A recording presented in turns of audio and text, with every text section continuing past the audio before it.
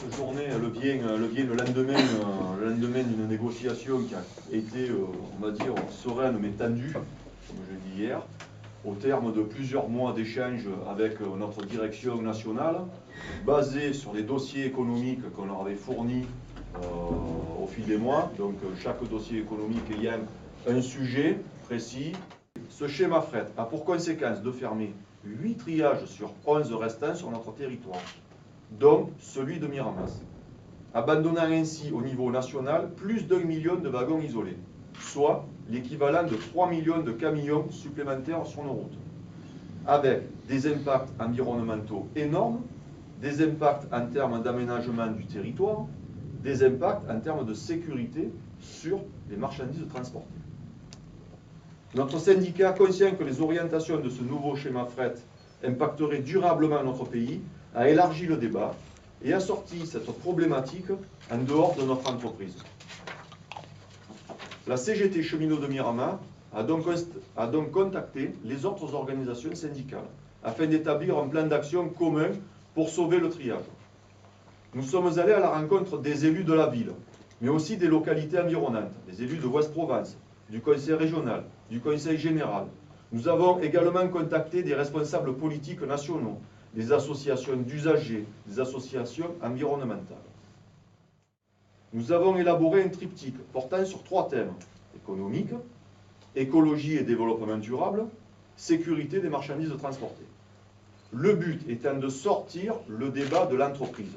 Nous l'avons largement diffusé.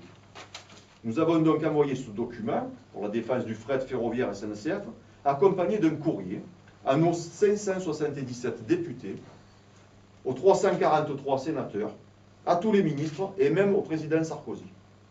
C'est donc c'est 3000 wagons par jour et actuellement c'est 600. 600 wagons triés par jour et en parallèle on reçoit environ 600 trains complets, c'est-à-dire des trains qui ne sont pas triés, par mois. Donc on est un des plus grands réceptionnaires de trains complets, de trains massifs de France. D'accord, des convois pleins. Oui, qui ont besoin d'être... Voilà. D'accord. Sur le port, juste une précision, c'est que le port, l'ambition du port, avec la création de 3XL, 4XL, c'est d'augmenter de 5 millions de tonnes par an de marchandises, leur capacité.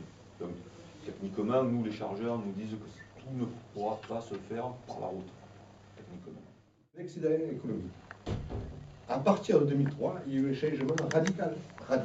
On a décidé de se concentrer uniquement sur les flux à forte rentabilité, où on a décidé très tranquillement de favoriser la concurrence, et la concurrence ne peut pas se mettre sur le wagon isolé, elle n'a ni la logistique, ni la vie, parce que le wagon isolé, c'est beaucoup de travail technique, d'élaboration, de montage de train, etc.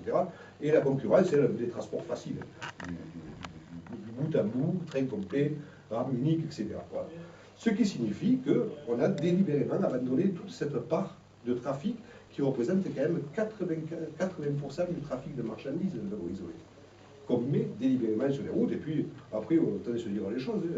Blaillot, le patron du fret, la SNCF, est avant tout patron de SNCF Géodis. C'est avant tout un patron routier, quoi. Voilà. C'est avant tout un patron routier. Et lui, mais il le dit, hein, mais lui, il est là pour faire du business. Et si le business se fait plus facilement par la route que par le rail, il le fait par la route. Les questions de grenades d'environnement, lui passent largement au-dessus. Largement. Et pourquoi il est chez vous, celui-là? Ah, il a été des mains choisies par Guillaume Pupi. Et quand je dis ça lui passe au-dessus, il le dit tranquillement au gouvernement. Il dit au gouvernement, mais investissez dans votre grenade d'environnement, je le mettrai peut-être sur les rails. Sauf que M. Borloo, vous laissez des grandes idées, mais vous ne mettez pas les financements derrière. Moi, on me demande de faire du business, je fais du business, quoi. Voilà. Et là, on est dans ce que disait Thierry, dans de l'illogisme complet. C'est-à-dire qu'on est dans l'enfumage pour les populations, il y a le Grenelle, et puis la réalité des businessmen qui, eux, veulent faire de la profitabilité à très court terme. Voilà. Enfin, pour une fois. Et pour une fois, ils sont battus sur leur propre terrain, sur le terrain économique. C'est ça qui est. Les pays d'Europe, l'Allemagne, etc. C'est pas sur le fret. C'est pas grave. Alors qu'en France, on est en retard, et on tombe dans le piège du camionnage, quand même. Eh oui. Vous parliez de 200 emplois par... Je passe... Oui, oui. Il faut savoir que en gros, ça a démarré, vraiment le plus gros, ça a démarré en 2003, avec les plans de restructuration présentés par M. Véron, ensuite Marimbaud, et puis donc aujourd'hui M. Blaillot, donc, qui a diminué au fur et à mesure la capacité des triages et qui a fait un transfert de la charge, non pas à la concurrence, comme le dit l'entreprise, mais à la concurrence routière. Ça, c'est très important de le souligner. À contrario de tout le débat qui se porte aujourd'hui sur le développement durable, etc. Donc en totale contradiction. Oui, mais juste si vous me permettez sur ça, il y a beaucoup de discours aujourd'hui de la part du gouvernement sur comment dire, le développement durable, mais après dans les actes, il y a d'autres problèmes. Aujourd'hui, un triage comme Miramas, il a vocation à être l'arrière-plan du port de Marseille avec tout ce qu'il y a. Sauf que le gouvernement, il fait beaucoup d'études, il fait beaucoup de choix. On a quand même, moi je le redis, je l'ai dit souvent, le port de Marseille, un des plus grands ports d'Europe, il sort avec une voie unique aujourd'hui. C'est-à-dire qu'il n'y a pas d'investissement là-dessus, qu'il n'y a pas de volonté de le faire. Il y a beaucoup de projets, il y a beaucoup de paroles, il y a peu d'actes à aujourd'hui quand on veut faire aujourd'hui de l'industrie. Et moi, juste par rapport au débat d'aujourd'hui et par rapport à ce qui se dit aussi, le travail qui a été fait sur Miramas, et notamment par la CGT, moi je loue véritablement nos camarades là-dessus.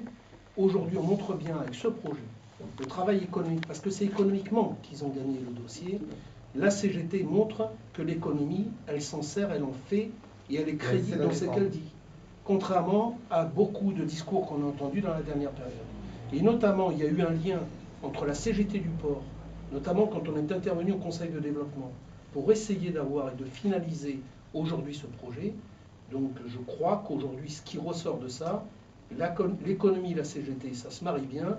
On n'est pas dans le blabla, on est dans du concret. Tout à fait. Donc face à ce pouvoir hexagonal, avec cette bataille d'experts, de gens qui forment les uns que les autres, qui analysent, qui décortiquent tout, vous êtes arrivé avec des projets bien ficelés, bien analysés. La CGT a bien montré qu'elle était beaucoup plus compétente en matière économique pour défendre son propre projet et faire des propositions nouvelles. Chose qu'au niveau de l'État, ça leur était passé complètement à côté. C'est-à-dire que nous, la CGT... Même, bon, vous avez défendu un point de vue économique, moi je reviens là-dessus. Un point de vue économique, de démarche économique et d'évaluation de ce problème local. Le gouvernement aussi développe le projet économique qui est à l'inverse du leur. Ça se discuter aussi, c'est peut-être des choix que... Oui, mais... Ils ne font pas les choix dans le même... Enfin bon. On est allé sur leurs chiffres. Les dossiers, ils ont été pris sur les chiffres d'entreprise, pas sur ceux de la CGT. On s'est servi des chiffres de l'entreprise. Voilà. Et après, on a expliqué notre vision des choses, le déroulement, et pour nous, les solutions. Voilà. Donc, nous, la CGT, on est toujours, on va dire, quand on est dans la contestation, derrière, il y a toujours des propositions. Donc c'est complètement stérile. C'est ça qui est miracle. En parlant de dossier, rendre à César. Alors, sur ça, on a sauvé notre outil industriel et notre technique de production qui nous permet d'être pérenne et de nous projeter sur l'avenir, puisque sinon on n'en parlerait plus. Quant à la question des effectifs, on reste vigilant. Il y a des organisations qui vont être mises en place où quand même la direction a dans l'idée de réduire la voilure encore. Le problème, c'est que la voilure elle a tellement été réduite, on a réduit par moitié nos effectifs en 4 ans. On se demande vraiment où c'est qu'ils vont aller les chercher. Donc il va y avoir des négociations qui vont s'ouvrir avec les directions régionales et locales sur l'organisation à mettre en place à Miramas. 2-8, 3-8, tout ça. Donc, et sur ça, nous, on a anticipé, on a des propositions et on a toute une argumentation qui tient très bien la route. C'est quoi, excusez-moi, la gravité? La gravité, c'est la panne. Il faut l'amener à la bosse. La gravité, c'est lâcher les wagons. C'est lâcher les wagons. Et après, avec le système de rail frein, on réduit leur vitesse, on équilibre leur vitesse pour qu'ils aillent se positionner. Et donc, ce rail frein doit intégrer la vitesse du wagon, son poids, etc. Pour véritablement doser le freinage, pour pas qu'il s'arrête au milieu, mais pour pas non plus qu'il aille rentrer dans les wagons qui sont stationnés. Et à Miramas, en plus, ce système-là intègre la vitesse du Mistral, quoi. C'est quand même pas négligeable. C'est un élément qui n'est pas négligeable, mais qui n'est pas évident non plus à réaliser.